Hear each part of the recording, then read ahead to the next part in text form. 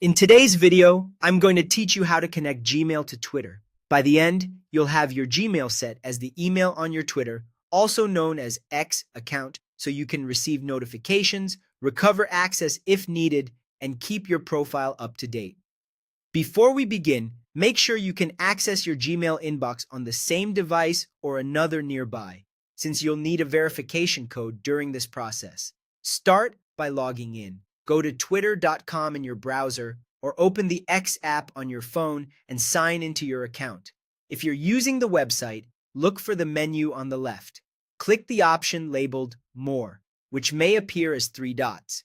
In the app, you'll find similar options under your profile icon. From there, choose Settings and Privacy. Next, go to your account and then open account information. This is where you can view and change your contact details. Select Email. For security, Twitter will first ask you to enter your account password. This step confirms it's really you making the change. After you enter your password, type your Gmail address exactly as it appears in your Gmail account. Double check for typos, especially dots and plus signs, because a small mistake could send the verification code to the wrong place or prevent you from receiving it at all. Once you submit your Gmail address, Twitter will send a verification code to that inbox. Open your Gmail app or go to mail.google.com and look for the new message.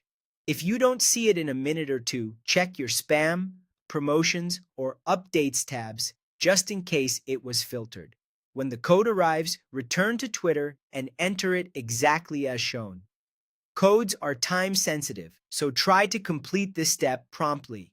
If the code expires or never arrives, use the option to resend it and make sure your Gmail address is entered correctly. And remember, never share verification codes or passwords with anyone. After you enter the code, your Gmail address will be linked to your Twitter account. You should now see your Gmail listed under account information.